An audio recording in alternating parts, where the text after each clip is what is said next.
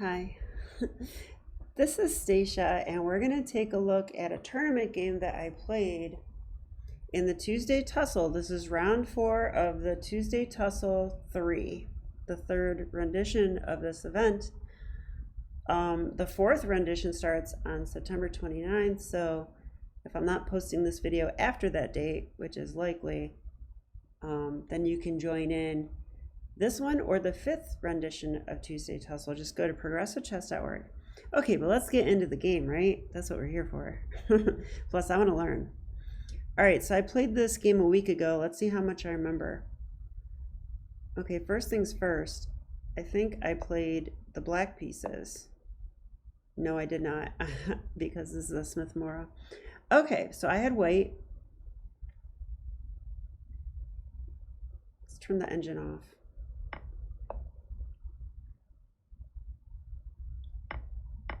Okay, so after knight takes c3, this is a Smith-Morra Gambit accepted. One of my favorite openings. He played e6, and I played knight f3. Okay, and just a word about my opponent real quick. Sorry about that. His name is Evan Cole. He goes by Mac and Sneeze. And we actually had one game in a different online tournament where we got a Smith-Morra Gambit. So I was preparing lines against him before the game, but nothing specific, just ideas mostly. And the last game I got really nice positions, and I missed 3 different wins. 3. Okay, so I was looking to get similar positions, but actually find the right moves this time. So let's see if I can. Bishop to c4, a6. These are all normal moves. a6 is usually needed in the Smith-Morra because knight b5 can sometimes come in with great effect, hitting not only c7, but also this square. Okay, I castled, and now he played b5. I went to bishop b3, which makes sense.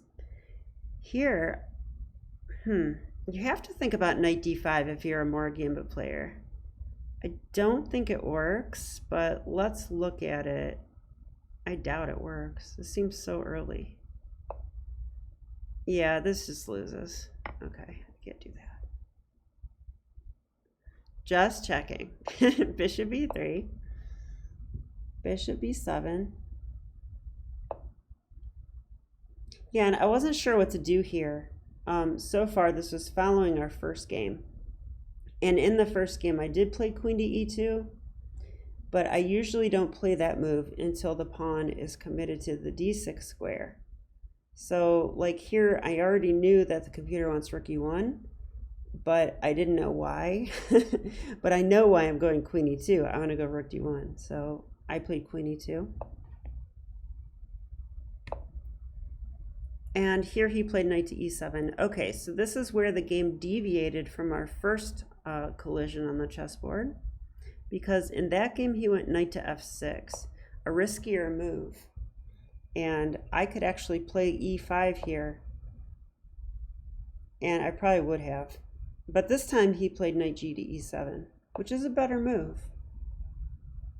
So in Mayhem in the Morra, I remember that Mark Esserman calls these lines with knight to e7 the 007 lines, although I'm not sure if it included bishop e7 or not, so I'm very shaky on my theory. Okay, but I do remember that you should pin the knight when it comes to e7. Make it difficult for black to play knight to g6, bishop e7 castles, because if they get those moves in, then you're just down a pawn. So I don't want to be down a pawn for nothing, so I pin the knight. Okay, and this is an unusual move. So I probably have my first think right about here. Knight to a5 feels premature to me, but it also looks kind of annoying, doesn't it? So the knight is attacking my excellent bishop, but if I move my bishop away, there's the threat of knight to c4. And that's a pretty good knight. Now the knight wouldn't be stable there. I have b3, but then maybe the knight can do things like jump into my position. Whoops, not like that, like this. And if he does, I think black would be arguing like, my knight's the best, he's gonna take your stuff, make threats. But white's argument would be like, you're not developed, what are you doing? You're playing like a beginner. But you know, it could go either way. Okay, so I had to think here, do I move the bishop or not? Computer says no. Computer says rook a to d1. Take that. And allows the capture, which black probably should do. But now we're really ahead in development in this position, so I can understand this. And now computer wants f6 and says black's better. Okay. Right. So in the game I did, well, it's not the correct move according to the computer, but I think it's a decent move. Bishop to c2. I mean, I'm basically asking that knight, like, do you really want to be here? Do you really want to spend another tempo? You're not developed. So, okay, and plus maybe the knight will come to c5. I can chase it away. Play rook over, bishop here, queen d3. You know, my bishop is useful is my point, so I kept it. Okay, now he did play f6. Computer likes this move. And this is actually the point of bishop g5. Like, you want to provoke black into playing something like f6 or even h6 is considered a weakness in the Morra. And then just place your bishop back on e3. Although after f6, I was definitely nervous this game because the problem with putting the bishop back on e3 is that there's knight c5, knight c4 rather. And okay, if he's going there, do I really want to play bishop c1? Maybe I can, but that doesn't feel like it's in the spirit of the opening. Like, this is not a slow positional struggle. This is a Morra Gambit. So I don't think bishop c1 is correct. So I placed it here with the idea that I would allow him to take the bishop. Now this is his most active piece. You could argue this one's also good. So if he trades for my bishop, you know, it's not the worst thing for me. Knight to g6 was played.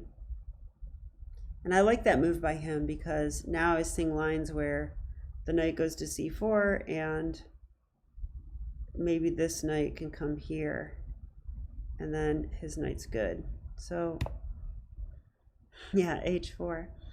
Okay. I don't watch Alpha Zero or Lila Zero games, but I knew that h4 is in style in 2020. But that being said, this is not an opening move. This is a totally typical move. The knight is here, and I could play h5 and attack the knight. So it's that simple. Okay. Bishop e4, kind of aggressive. I would expect bishop e7. Whoa, sorry. I hope you closed your eyes. Don't look at the end. Close your eyes, close your eyes. Okay. Okay, sorry about that. What I wanted to know is if bishop e7 is better. Wow, it says knight c4 and black is -2. It's hard to believe with the lack of development. So I have a feeling that black has to play very well to accomplish that, because I would rather be white, to be honest with you. I kind of like my position. Okay, but he played bishop to b4. This move makes sense. He wants to castle as soon as possible. And now I went ahead with h5. So I'm displacing the knight. He did move it. Yeah, and I could continue with h6 here. Computer says castle. Yeah, taking is bad. You cannot take this.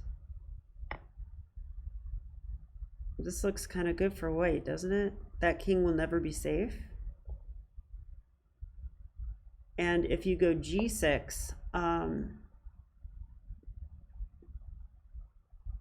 that weakens the f6 square. And that king is looking pretty airy, and maybe I can utilize that square later. So h6 is interesting. It crossed my mind, but I certainly didn't think it was top computer move, I'll tell you that. Okay, so I developed my rook. Makes sense. Now my rook's lined up with this queen. Here comes knight c4, the dreaded knight c4. Yeah, I almost played bishop c1, but like I said, it's not in the spirit of the opening, so I did not. Instead, I went bishop to b3.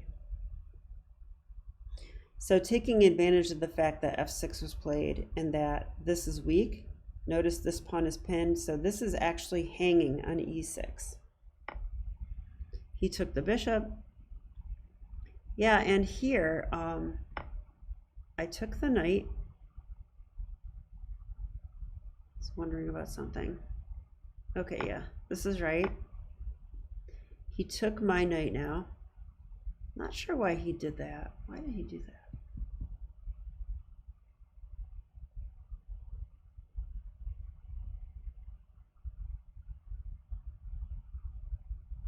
Must be a reason. Okay, so in this position, I'm threatening bishop takes pawn.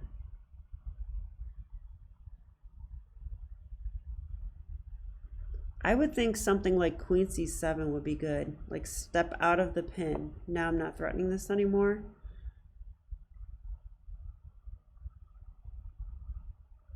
I don't think my knight is all that scary either, so okay, I don't understand this move. And it turns out that white has a good move here. So my threat was bishop takes e6, and black did nothing to stop that threat. They did take a piece though. Computer says we can play like this. So bishop takes pawn. So did I do a chess chomp on this? I feel like maybe I did. Okay, so now black has some moves. I'm not going to spend a lot of time on this, but if you play bishop takes e6, you better calculate bishop takes b2, bishop a5 retreating, and also pawn takes bishop. Now this one,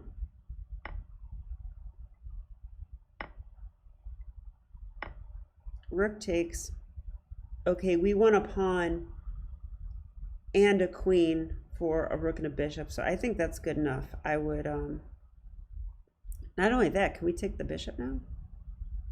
Got to make sure we can. Yeah, we could probably even take with the queen. Okay, yeah, and I like this for white, so this is fine. I think that one's kind of easy though. But what about this move? Like bishop a5. Now what do we do? Well, the computer says rook takes d7. That attacks the queen, you agree. And then the problem, well, the computer wants to take with the queen, but bishop c6, what?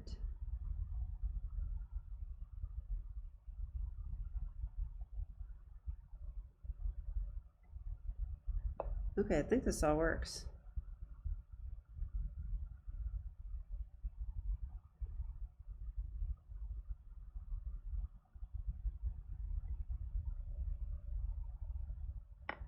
I mean, the problem for me is that, okay, we're down a piece. Okay, black was cutting and running with bishop a5. So now if there's a bunch of trades,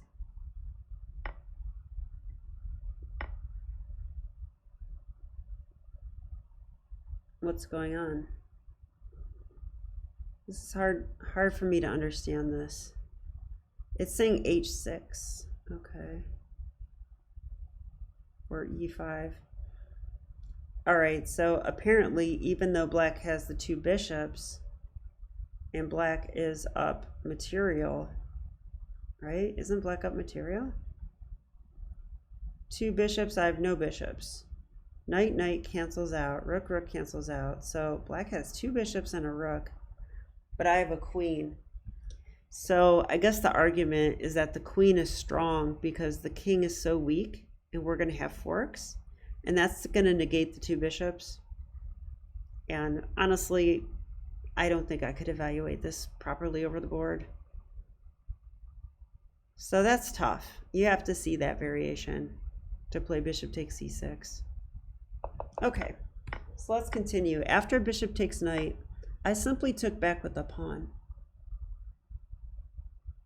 I thought taking with a queen was possible, but I mean, why allow rook c8 with tempo? So I didn't do that. I took with the pawn. And in the Morra, you know, you're not going to care about pawn structure so much. You're going for the attack and the initiative. So queen c7 and a4 was played. Okay, so a4 is a move. I like this move. When you're better developed, open up the game. And that's what a4 is all about. Black castled, and I played knight to d4.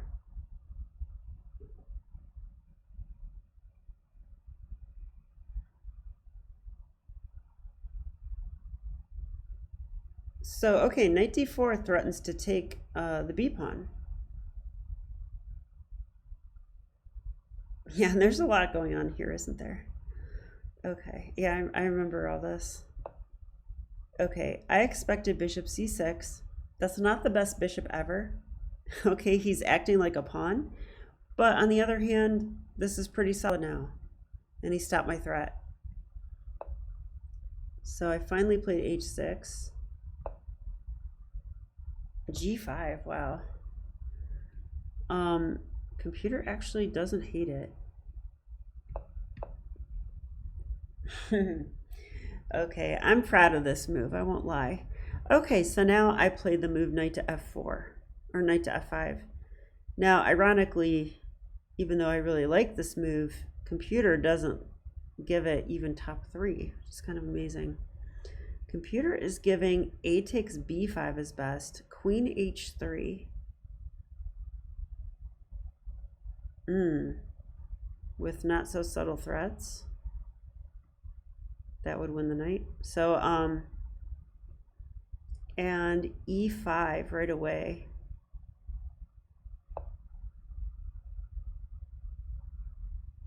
You know what? I really like e5.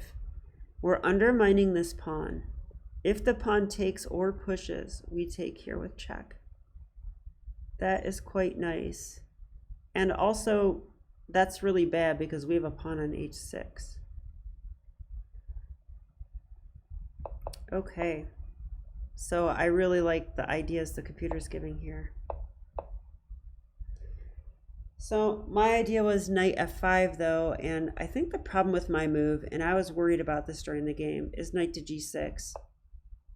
Knight to g6 says, okay, yeah, your knight is better there, but it's unstable due to the pin. And my knight's coming to f4, and my knight's more stable. So yeah, I thought that would happen during the game. Instead, my opponent played this move, which I don't understand. I mean, I'm going to play knight d6. That was one of my ideas. And that attacks the rook, and then he went back.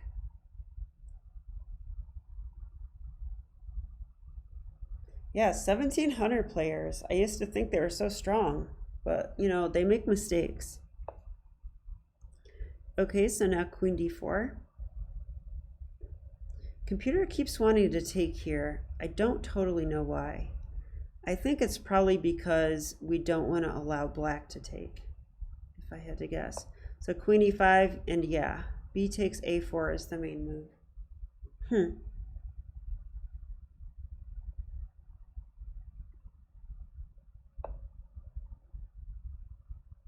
Okay, and this must be a big mistake. I actually felt that it was during the game too, and I'm looking at the engine now. It says white's +3. This knight belongs on f4. Whoops. I can draw arrows, I swear. Oh, it won't let me. Do you see this? Okay. How about this? Okay. But instead, the knight's retreating, disconnecting the rooks, and I felt this must be a critical moment. So I took on b5. That attacks the bishop. He cannot take with a pawn because it's pinned. Oh, I'm actually wrong. The bishop defends the rook. But I take, he takes with the bishop.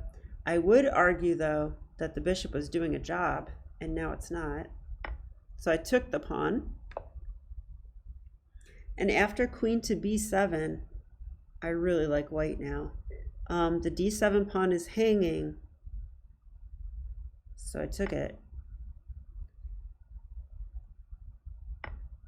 He took, I take. And now, if you look at the quality of white's pieces compared to black, and you do an assessment of the pawns, then I think you'll like white as much as me. My rook's on the second rank. I'm ready to do bad things. But mostly I have a pass pawn. This bishop's really good too. Okay, so yeah. So this is a winning ending. So let's just see what happened now. I'm not going to take too much time on this. He did win that pawn. I took there with check.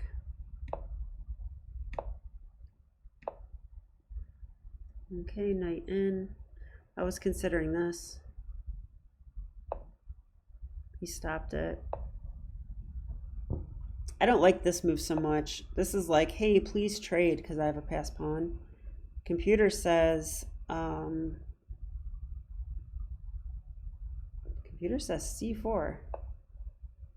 Like, let's get this train rolling. Okay, fair enough. All right, but I went here. He went here. That attacks my rook and the pawn. So I went here. And now my opponent tried to trick me. But unfortunately, just like in real life, you don't want to walk into a fork. So I took, he took there, but now I have knight f7 check. And my opponent resigned. So there you go. Really interesting game. We're just going to go over some key moments now and burn these ideas into our brain. So this game was characterized by an early knight a5, and the computer says you can let them have the bishop, just keep developing. So I might try that next time. It's hard to imagine playing without that light square bishop, but okay. f6 is actually a good move according to the computer, but in practical sense, it's not a move that you want to play as black. So I actually wonder if h6 was better. Yeah, computer likes h6 equally.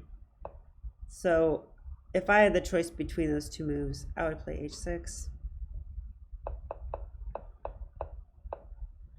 Okay, and I don't normally push my h-pawn, but it was good this game.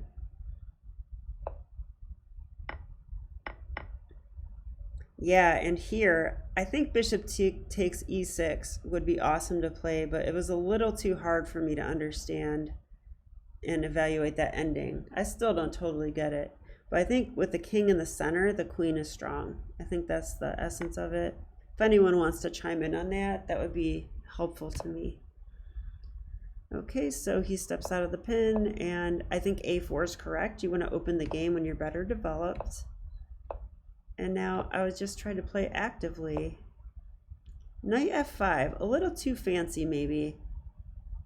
So the problem is knight g6. Instead, the computer says, well, actually the computer, I like queen h3. I like queen h3 because we do have a threat. We're going to take here. I was definitely thinking about doing this too, but I think this is, I'm trading off all my very active pieces, and I'm going to, you know, the queen comes here, getting more active, and I'm going to take a rook that hasn't moved since black castled. So computer says black's better, and I agree. So I didn't go for that.